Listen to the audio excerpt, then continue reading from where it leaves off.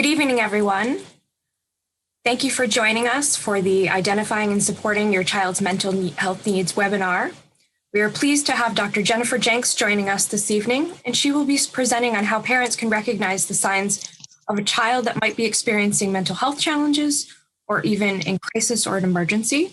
Dr. Jenks has been working closely with Rhode Island Student Assistance Services over the last 5 years in a partnership with the Suicide Prevention Initiative through Bradley Hospital KidsLink Access Center.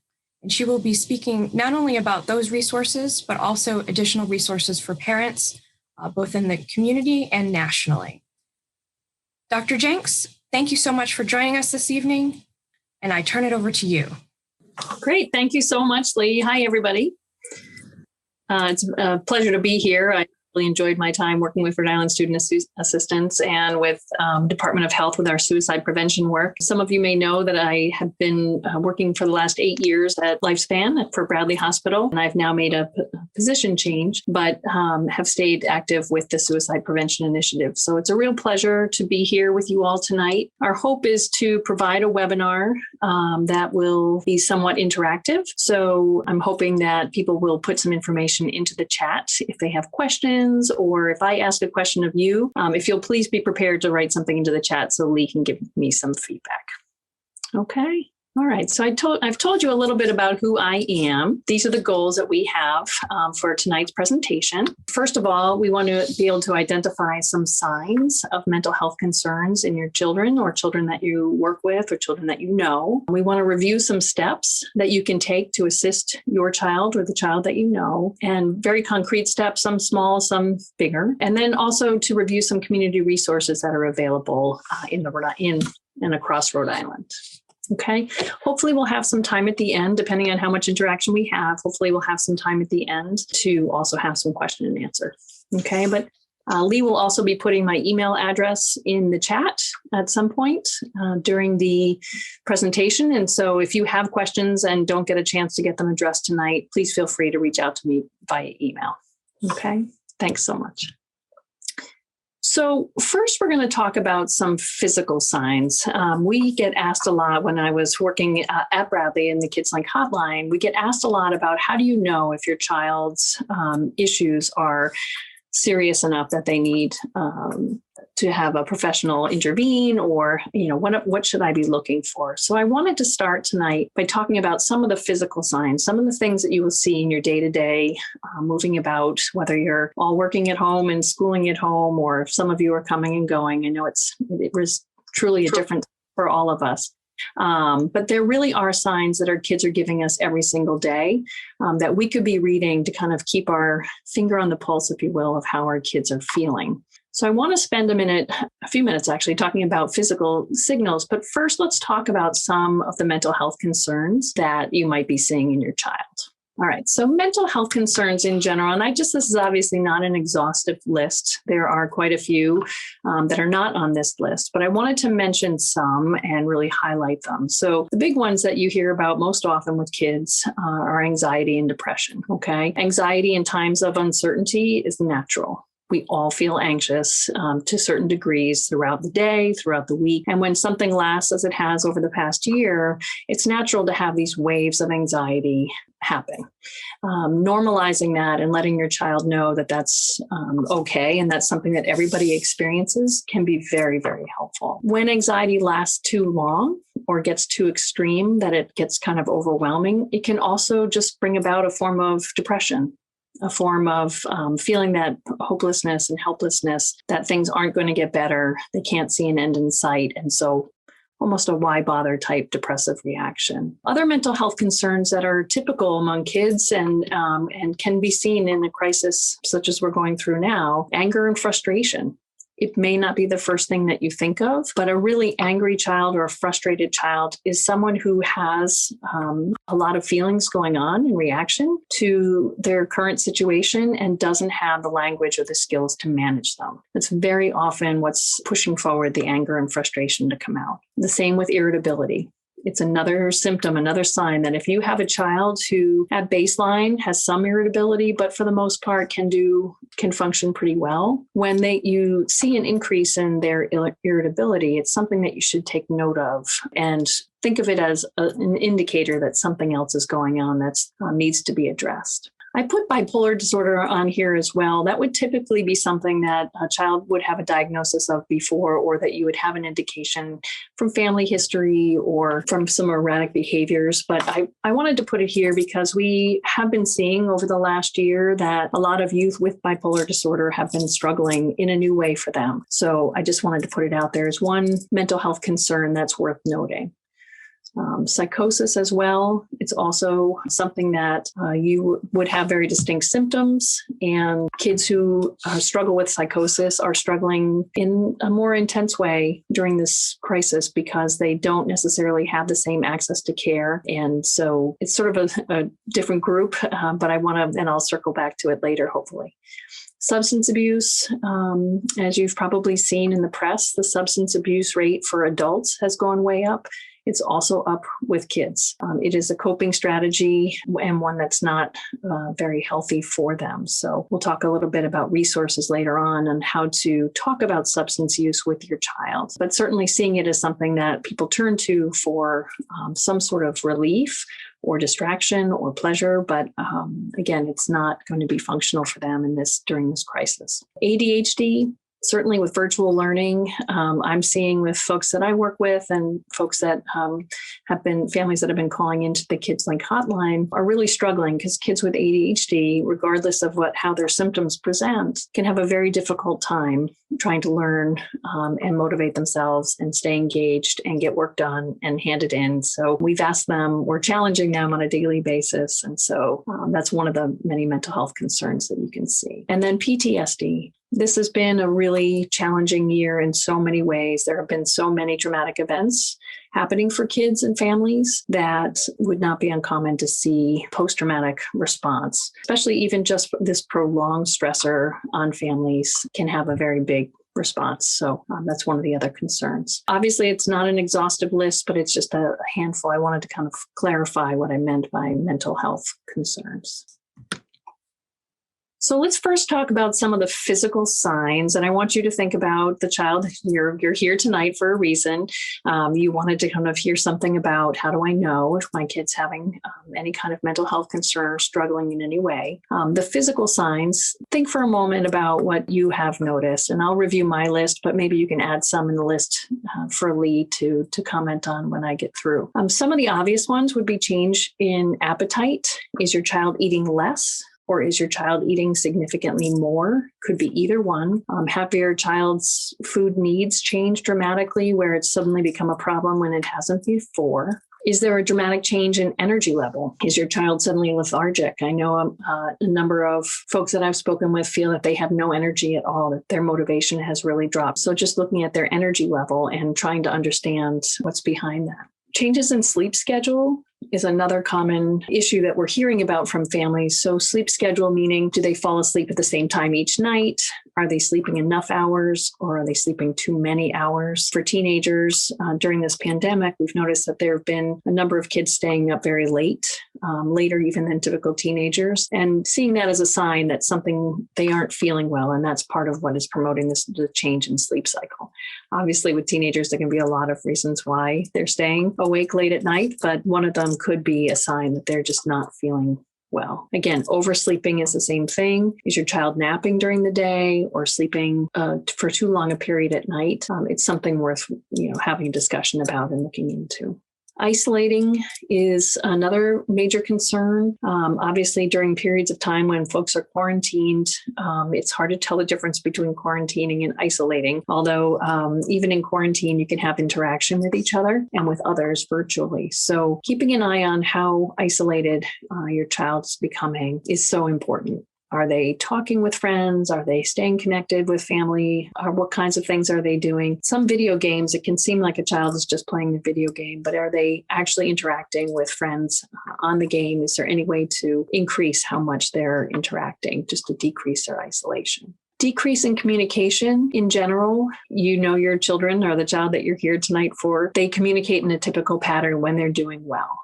If you're looking for changes in communication, it might mean that they're talking more. It may mean that they're talking redundantly, they're repeating themselves, they're perhaps even more demanding. They want or need more communication. All of those could be signs that they're going through something that needs some of your attention. Hygiene is another major physical sign to look for. And again, one that as folks have been at home for a long period of time, it is not atypical to see kids not attending to their hygiene routines. So they're not showering, they're not brushing their teeth even. I saw something on the news that said that most people, I think they said 50% of people that they polled said they were not brushing their teeth in the morning at this point under quarantine. So it's something that as a large group, we should be keeping an eye on. But again, it's typically a sign that is associated with depression. So it's something that we want to take seriously. Pessimistic language. I like this one, and I try and remind people of it because it's normal at times to feel pessimistic. You might hear your child say, oh, I have a big test tomorrow. I'm going to fail. I'm not going to do a good job.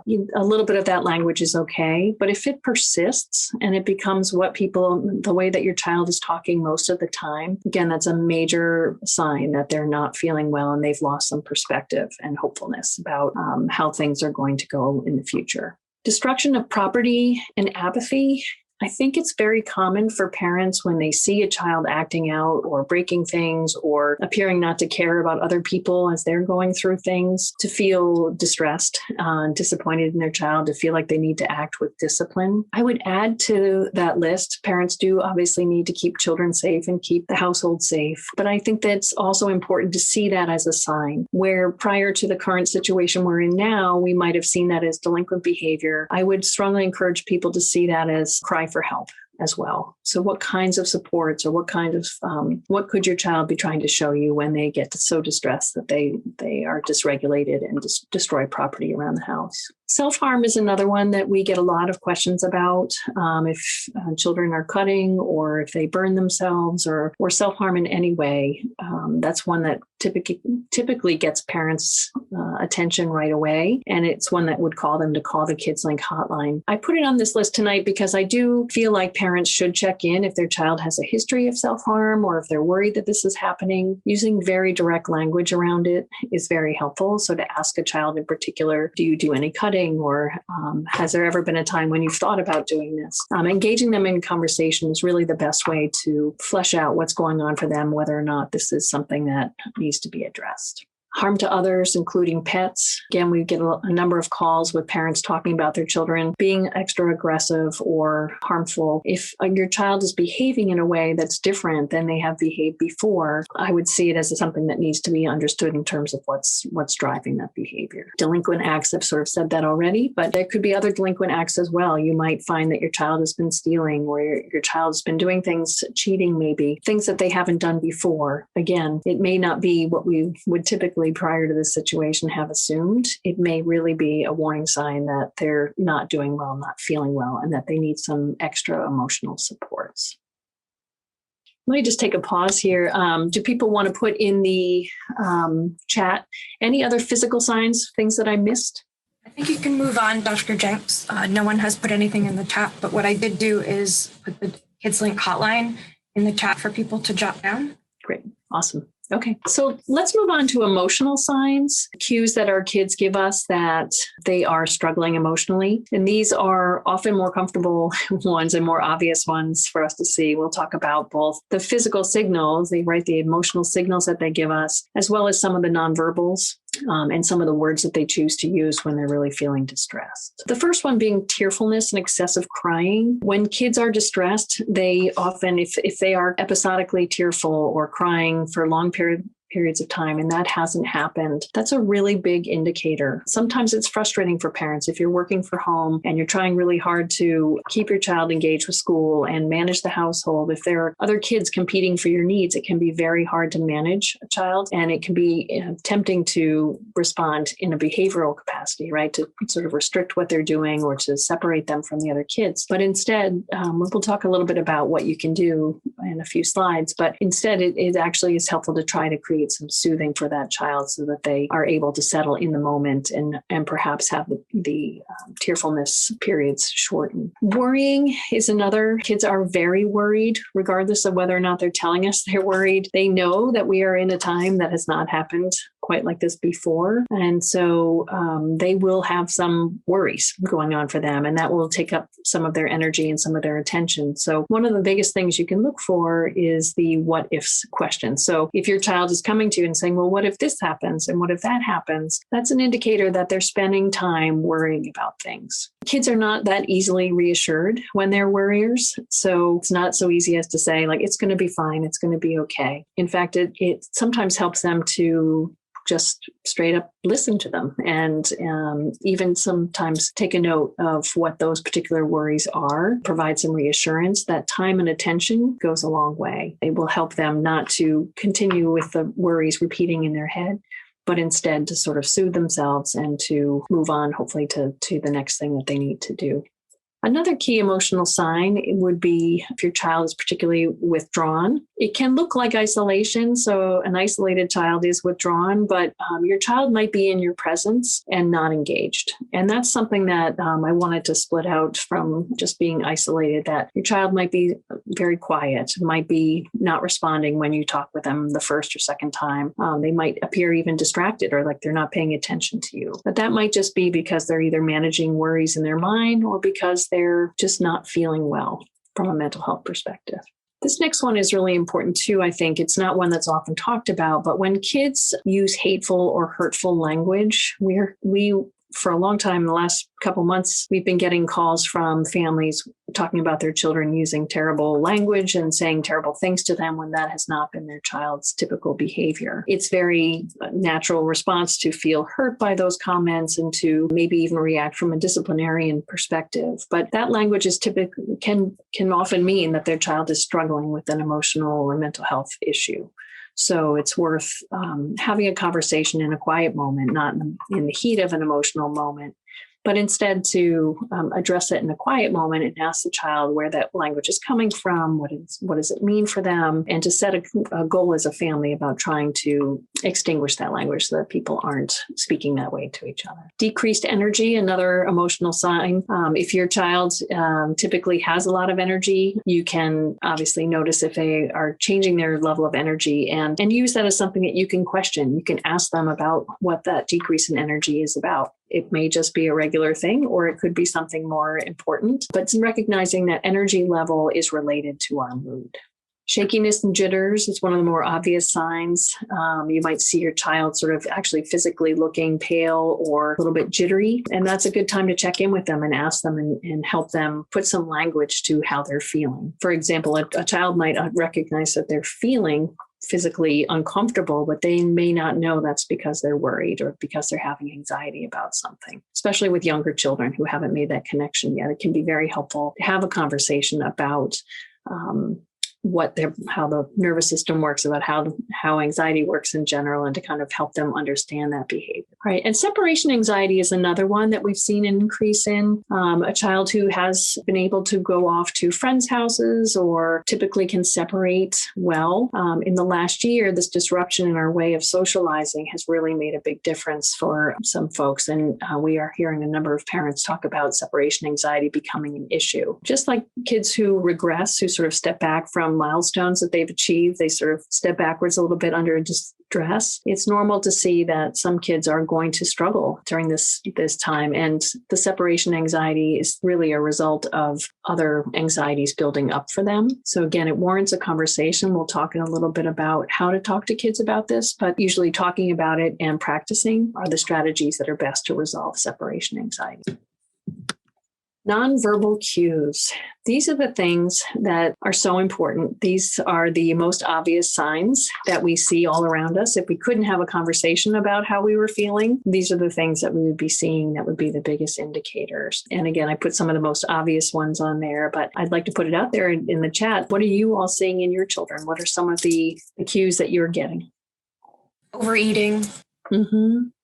Clinginess. Yep, clinginess, exactly. Not making eye contact. Mm-hmm. That's an excellent one. Not making eye contact is usually a sign of overwhelm, right? So to be making eye contact is really making a connection, and there's a lot of emotion around that. And so some kids, part of how they regulate themselves is not making that eye contact or making it less. It's sort of relieving to them, but that's a really good sign that they may be struggling. So, and clinginess is a lot of that goes hand in hand with separation anxiety, right? If you can't leave your child without them having an emotional upset or a strong reaction, that clinginess is their way of preventing any kind of separation, right? They need more because they're so anxious. Anger, it's another good one. Lee, I missed the one before anger. Moodiness, anxiety, and wants to be home all the time. Actually, it might have been moodiness and anxiousness, wants to be home all the time.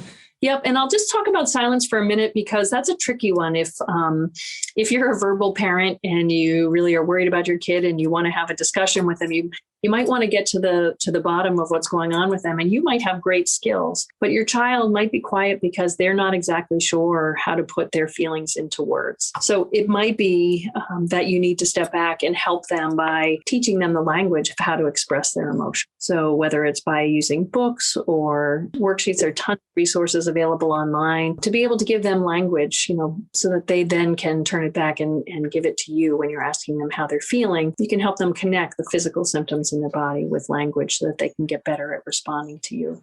Some kids, even if they're silent, and this is a little bit more of a therapist response, but I would even try writing to them. You might try having a journal that you could pass back and forth with your child, or having them draw how they feel. This is particularly good for young children because they can access different parts of themselves with pictures than they can with words. So just a couple of ideas.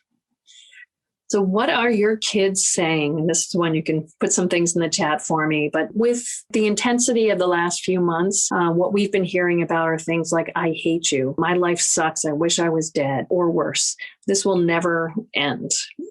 I'm scared. So some really bold language about hopelessness and helplessness. And as a parent, especially a parent who's under stress and duress themselves, it can be hard to know exactly how do I respond to this. It can be tempting to want to fix it and say, you're fine, everything's going to be okay, don't worry, and to give a sort of a quick fix reaction. And when we get to the slides further on about what to actually do, we can talk some more about it. But it's okay if your child is using this language.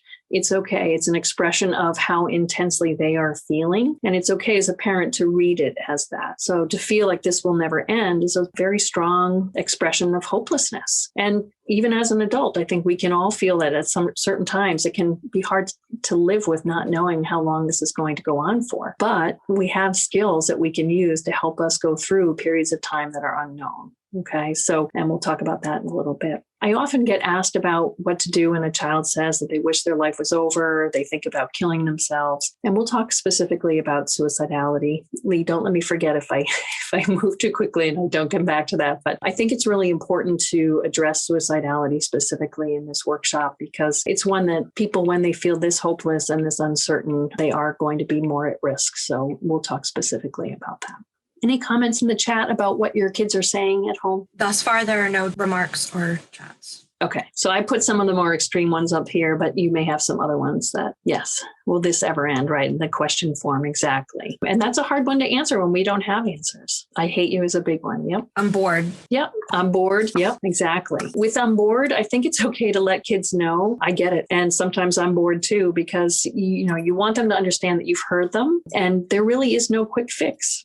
If you can't immediately gratify your child or change the situation, that it's not going to be a quick enough fix for them. So it's about kind of showing them that you can at least understand how they're feeling and that you're there with them. Yep. No one understands me. That's another really good one. We'll come back to that one in a little bit. It's not fair. Quote, other kids are.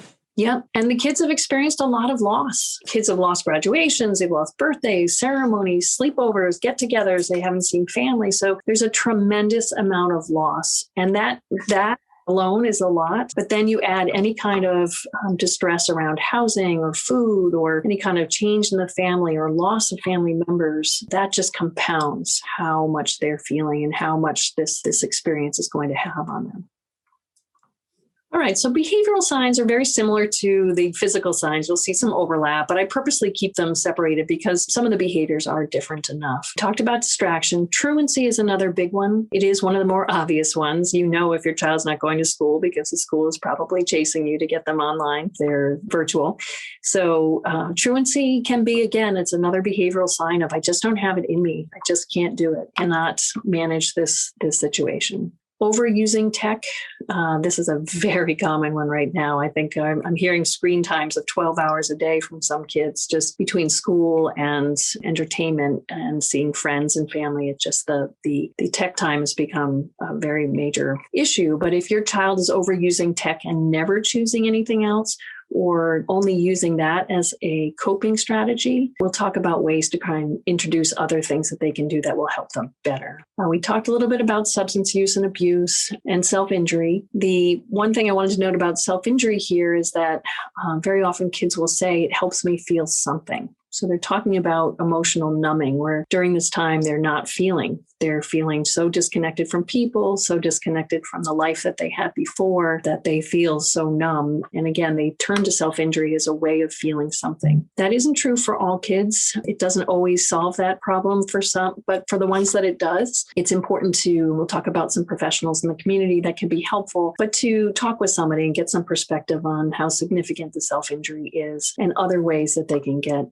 some relief. Stealing, destruction of property, that sense of who cares doesn't make any difference, especially around the house where home used to have a different meaning for people when people would come over. Now, maybe they don't care as much because people aren't coming over to visit. It doesn't matter if it's clean. They've sort of lost their connection to some of the old routines of taking care of the house. Bullying is one that I think is particularly important to mention, especially in this online environment. It is so easy for bullying to take place and so hard for all of the adults who would like to help out and not have it be an issue. They'd like to be able to identify and prevent bullying. It's very hard to detect given this new environment. So I think bullying is one to watch out for, to listen in if you're periodically hearing your child on virtual learning environment or hearing them talk about their friends, to listen for the kinds of behaviors that might be associated with bullying, like any kind of threat or shaming of another peer. If you're hearing something, see it as a sign that your child needs someone to talk to. They need to understand the behavior and the impact of it. And likely it's coming from something that's going on for them. It's worth checking in with them about. Aggression, same thing. Promiscuity and sexting is another one. It's very hard to monitor right now. We have been getting more and more calls about parents concerned about their kids connecting with people online and trying to go and meet up with them or sending inappropriate messages as much as possible. Again, engaging in a large support network, we're going to talk about that soon, is going to be super helpful for you, but also engaging your child in conversation. Especially without criticism, to keep the door open for conversation. If you're worried that your child is doing things, becoming angry or punishing them might close the door to a true conversation and may set them up for further risk. So it's worth trying to have as much connection and as much overview to be checking tech. I'm hearing from so many families that they're overwhelmed and stressed by how much they have to do, that it's hard to take on one more thing, especially even safety proofing their child's tech. But it is one that is invaluable and really critical during this time. And the last one is sort of the global making poor choices. And you can all think of something from your child's repertoire of behaviors that may not be the best choice. But I wanted to put it out there because there are so many choices that kids could be making that right now are really a sign that we need to watch out for them even more. All right, so it's just some in general tips, and please feel free to put some items in the chat if there are some additional ones that you can think of that I didn't list. In general, addressing the behaviors early is always best, right? So the first time there's an incident where something gets broken, or the first few times that there's aggression in the home, to really almost call a family timeout and take some time to really address what's going on and try and get to the bottom of it. The longer the behavior goes on, the more entrenched it can become, and the less insight the child might have into why it's happening. So the less productive the conversations might become. Dr. Jenks, is this a good time to introduce or talk more about when a child might be making statements that could lead to suicidality? Sure. Yeah.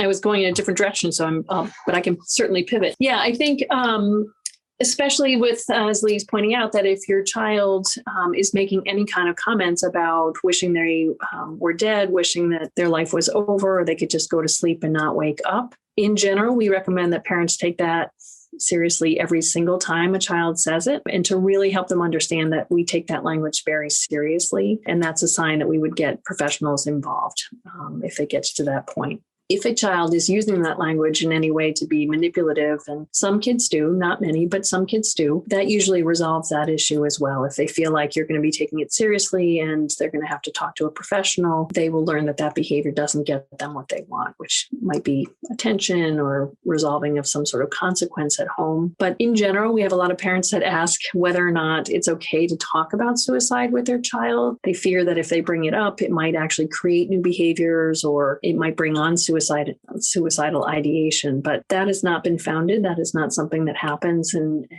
we actually recommend the opposite, that it's okay to talk about it. And it's okay. It's even okay if somebody has those thoughts. It's what they do when they have those thoughts that's really important. So sharing them with people, using some of their coping strategies. And again, in a future slide, we'll talk a little bit more about how to intervene. The younger the child is, the easier it is to address behaviors. So sometimes parents will say, well, my child's been doing this for 5 years. That always makes it harder. They're 5 years older. They are stronger. They are bigger. So in general, addressing things when your child is younger is always easier. Getting support for yourself is incredibly important. This is what I was referencing before about getting a support network.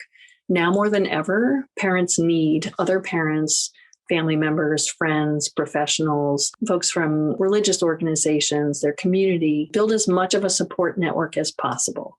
You may already have been doing this, and if you have, great.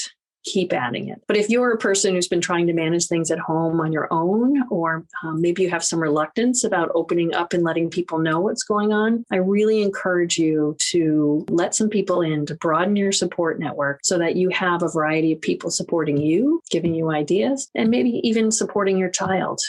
Having some other support people in a child's life is incredibly important as well. So keeping that support network going. And then professional help. We'll talk about all the different options that are available around Rhode Island. There are so many people right now who are wanting to provide their professional help for kids and families in distress. But don't be afraid to reach out to professionals. Even if you just have some questions, we're going to give you some hotline information. You can talk to somebody over the phone and get ideas, and you can actually even work with a clinician as a parent to ask questions about a child and the best course of action to respond to a child. Okay, so this is what you came here for today. What can you do? What are some concrete things you could start doing right this minute that would really make a difference for the kids that you're worried about? You might be tired. If you've heard me speak before, you know that number one is number one. The most important thing you can do is take care of yourself. Now, we are past the point of just saying that self-care is important. It is now critical. So important. We're in the middle of a very long event, and it's going to take time and energy to get through it. And it's going to require us to be in our best shape. So think about ways that you can take care of yourself. It might mean taking a nap. It might mean doing a little bit of meditation. It might mean doing some exercise, taking some time to yourself, being able to just get outside and get some fresh air. Whatever you can do to take care of yourself will ripple through all those people around you, okay? And it will make you stronger to be able to help the child that you're here for tonight, or the children, okay? It is critical. It can be hard to do. I'm not going to deny it. Even for me, it can be hard to get myself to focus on taking care of me. But the times that I absolutely do it and I hold myself accountable for it, it always works. So the number one thing you can do is take care of yourself. You're also modeling for those around you. You might be modeling for people at work. You might be modeling for your kids, but people are watching each other's behavior and impacted by them all day long. Okay. So if you're in control of your emotions and you're taking good care of yourself, you are going to be taking a huge step towards helping those you love get through this crisis. Emotional regulation is one of the most important things that we do as parents or adults that love kids. We aren't born with an innate ability to manage our emotions, right? Think about a crying infant or a toddler who's having a tantrum. It is something that is learned over time in the interactions between adult and children. So that is so important. It's embedded in how our brain forms, even as a child develops. So managing and modeling that kind of regulation of affect is so important for this time as well. If your child sees you recognizing your own emotions, talking about them, if they get out of control, let's say you raise your voice, or let's say you throw something, even something happens, and you recognize it and you talk about it and you resolve it, you are modeling for your child for the rest of their life. They are going to be taking in those lessons from you. The opposite is also true. If they have people in their life that are not managing their emotions, they will be learning those behaviors. They will take in, kids are like sponges. They will take in what they see so much more than what they hear. So they will be learning those behaviors. So make sure you're aware of who they're around and what kinds of situations they're in. Manage your worries with trusted adults. I think I spoke to that in terms of the support network, that it is never a done system, that you can always add to your support network, find new people, get new ideas. Even coming here tonight, I wish we could make it's a nice big group, but I wish we could make it a little more interactive, because I think if people were able to share some of the successes that they're having, you might go home with one or two, or turn off your computer and have one or two more ideas in your repertoire of things that you do at home. Providing structure and consistency. This is so important. It's always important with parenting, but it's incredibly important now. I find myself, again, I'll just use my personal circumstance. There are times that I'm really good about keeping a schedule and keeping things routine at home. And then there are times I move away from and I get too busy, get too stressed.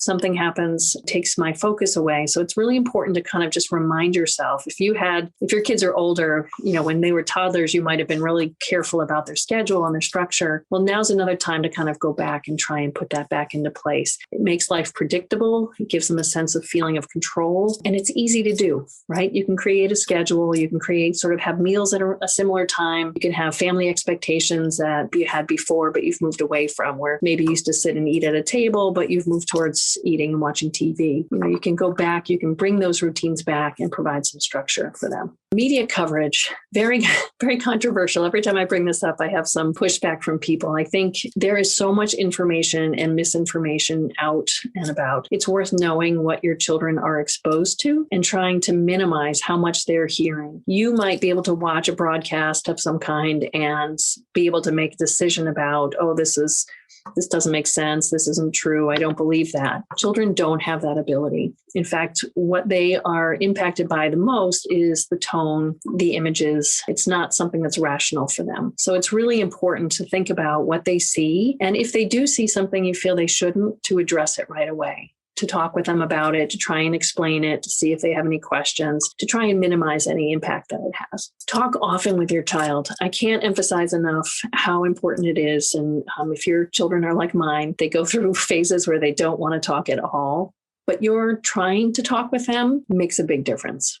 Okay, so even if you don't feel successful, you're not getting the reaction that you want, or you don't have the best conversation, the fact that you're trying to talk with them about how they're feeling makes a difference. I think of it as like those mini Legos. If your child plays with Legos, they're so small and they seem like they're not going to build up to something important. But if you have enough of them and you build them up, they really can make a strong wall, just like any other Lego piece. So it seems like a small thing, but trying to talk to your child. If you just give up and say, oh, they don't want to talk to me, or they're just going to tell me to go away, that has the wrong kind of impact. You want to keep trying and telling them that you're going to be there and you're going to keep trying, even if your child doesn't give in to talk. Sitting with your child multiple times a day, being present for conversation and play. I don't know about you, but I find this virtual world has become very distracting. I might get a text message, or I might think I have to respond to something. It's very easy to get pulled in a lot of directions. And it creates a sense of chaos and in lack of availability for children and families. So making a really concerted effort to be present when you are having a conversation. Don't let social media, don't let telephones or devices intervene.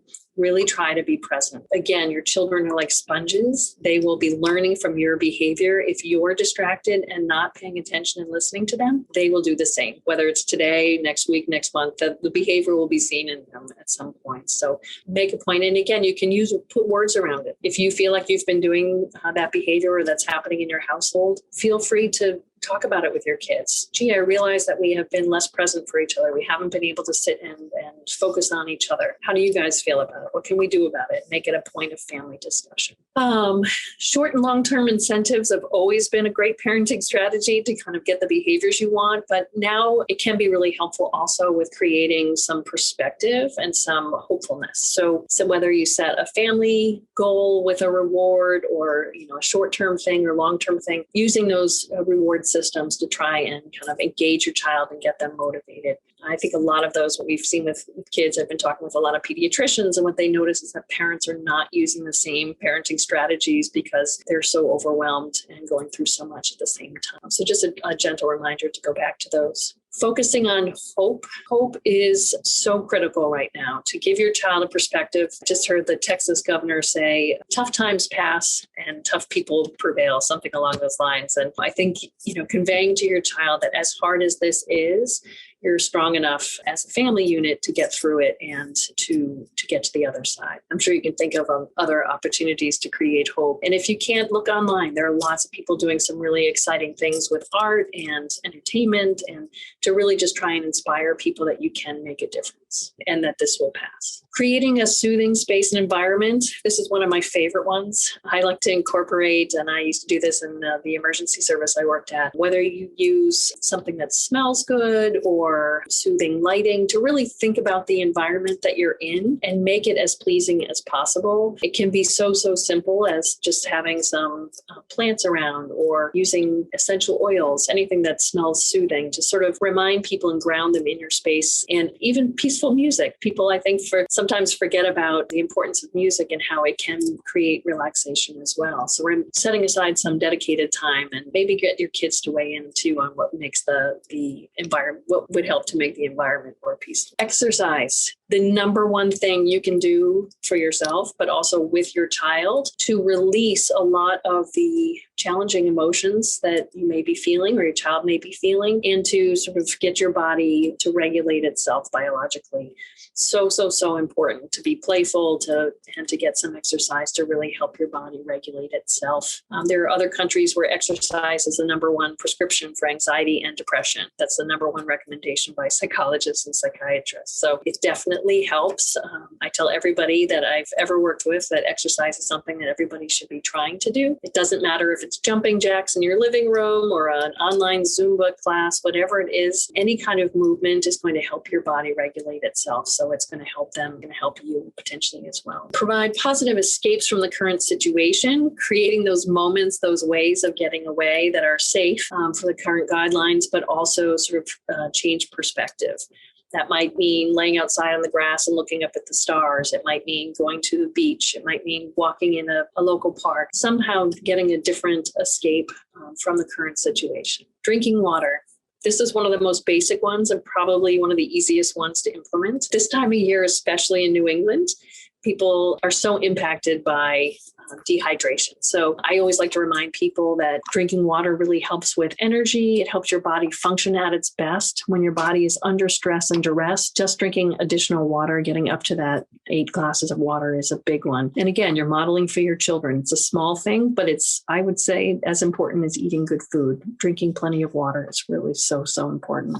And then setting reasonable expectations for you and your child. If you are struggling, let's say you set up a goal for yourself and you didn't reach it, making sure that you're not expecting too much, that it does take some energy to manage what's going on in all of our lives. And so being kind and gentle to yourself. Again, you're modeling that for your children. It's okay to try to accomplish things. And if you fall short, to be kind to yourself and forgive. I came up with this next one.